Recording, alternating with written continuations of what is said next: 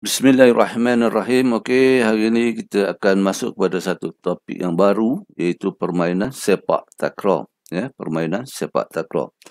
Jadi untuk permainan ini, hari ini kita akan fokuskan kepada strategi menyerang. Ya, strategi menyerang saja. Strategi bertahan kita akan buat pada masa akan datang. Ya. Okey.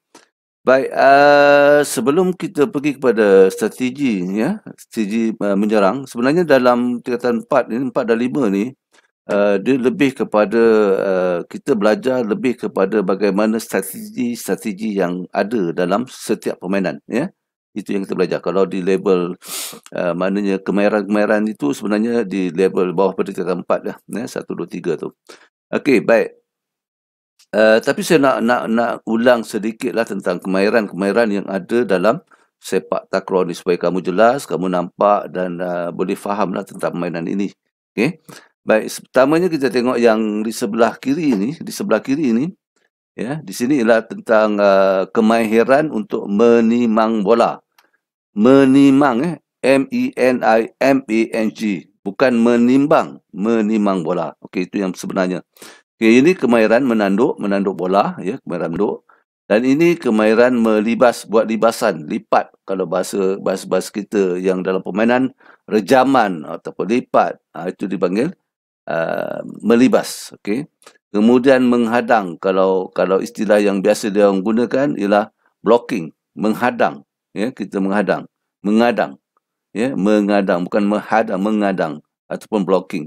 Dan satu lagi servis kuda. Servis kuda. Servis kuda ni macam mana sebenarnya ya?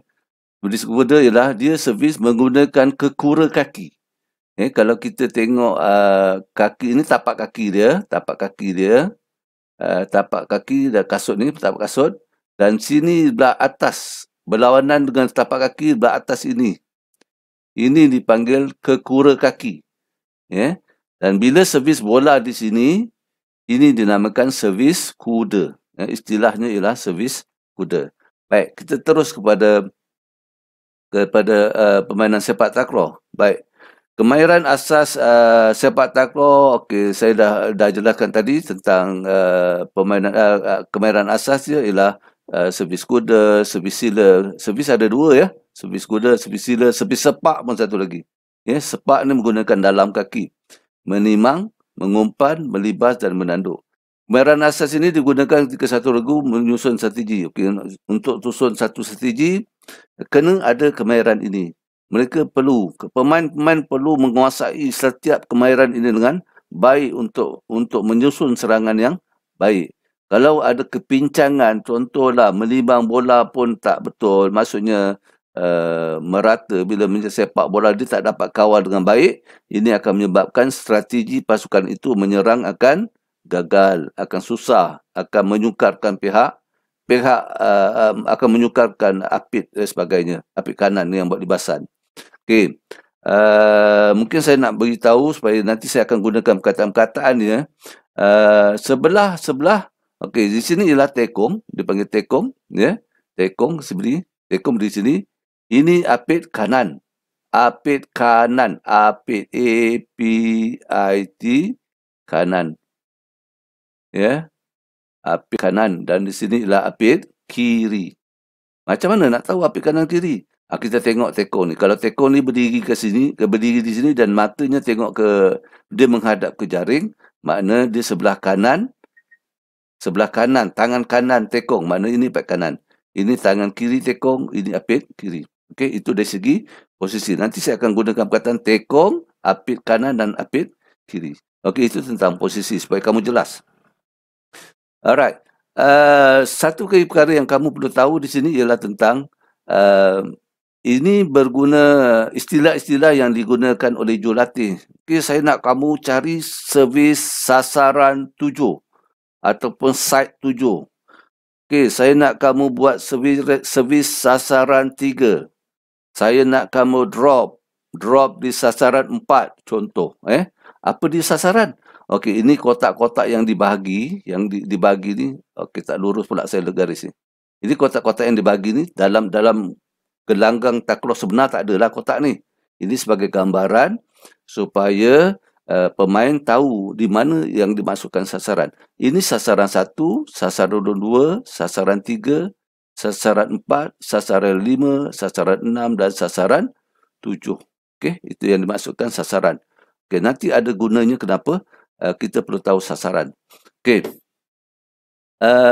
Yang di sini saya rasa tak perlu saya nak ulas, hanya sekadar maklum dia menceritakan tentang di mana arah serangan yang perlu dibuat. Okey, kita tengok seterusnya ya. Strategi. Okey, strategi dalam menyerang ini kita nak tengok dari segi 3 kemahiran. Kemahiran serangan kita nak lihat dari satunya dari segi servis. Okey, yang keduanya nanti kita nak lihat serangan yang kedua dengan cara libasan, ya, libasan, okey, atau rejam. Dan yang ini yang kedua. Okey, kemudian yang ketiga nanti kita nak tengok serangan dari segi tandukan. Okey, tandukan. Jadi saya nak ulang balik, kita nak lihat serangan daripada 3 perkara. Pertama yang ini tandukan, libasan dan servis. Okey. Maksud di sini servis, serangan dari servis maksudnya tekong itu sendiri boleh berperanan menyerang. Dia mula di lambung bola, dia boleh serang. Serang dia dengan cara mendapatkan servis yang baik, yang boleh dapat ace. Kadang-kadang orang guna istilah ace. Servis yang ace, servis yang tepat, mengikut sasaran. Itu yang dimaksudkan tekong membuat serangan servis. Ya, saya ulang balik. Serangan yang kita nak tengok yang boleh dibuat dalam permainan sepak takraw ada 3, melalui servis, melalui libasan dan melalui tandukan. Okey. Saya tak nak kamu boleh baca yang ini semua, kamu boleh baca semula nanti. Saya nak terus pada penerangan. Okey, penerangan. Okey, ini yang tadi saya katakan tadi ya. Sekejap.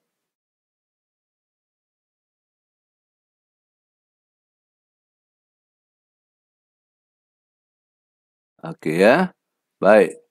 Kalau kita tengok di sini, bila apit kanan melambung bola kepada tekong, tekong akan buat servis. Biasanya sasaran yang agak sukar diambil ialah di celah-celah yang kawasan tak ada pemain. Maksud di sini. Okey, pemain apit kanan sebelah lawan, pihak lawan, dia berada banyak di kawasan 2. Tekong berada di kawasan 4. Terlindung nombor 4 di sini, nombor 4. Tekong berada di kawasan nombor 4. Dan di apit kiri pasukan lawan banyak berada di kawasan 6. Jadi kawasan yang agak baik untuk melakukan servis oleh tekong ialah sasaran 7, sasaran 5, sasaran 3 dan sasaran 1. Ini yang dimaksudkan tekong membuat servis, mencari sasaran-sasaran yang sukar bagi pemain-pemain untuk mendapatkannya. Okey, dia akan servis ke-7. Kalau servis bola jatuh belah sini memang agak sukar lah. Sini kenapa sukar? Sini kerana mereka nak cover. Tekong nak kena cover sini, kaki kiri dia, apit kanan nak cover sini. Jadi mungkin dia akan berlaku kekeliruan. Ya? Mungkin akan berlaku kekeliruan. Jadi itulah peranan tekong untuk mencari servis, mencari mata dengan serangan melalui servis. Ada masa kata, okey, baik, coach kata, saya nak kita tengok feeder dia ataupun pengumpan dia. Ini biasa pengumpan. Saya tengok dia agak ke depan. Okey, ke depan. Servis panjang ke sasaran 7. Dia servis panjang ke belakang tu sasaran 7. Okey, ataupun mungkin dia tengok killer ni break ball dia agak lemah dari segi break ball kepala. Pastikan servis menunjukkan ke sasaran 2 di paras pinggang. Maknanya antara dia nak ambil bola di kepala ataupun dengan kaki. Jadi jurulatih penting nak menyatakan strategi dalam membuat serangan.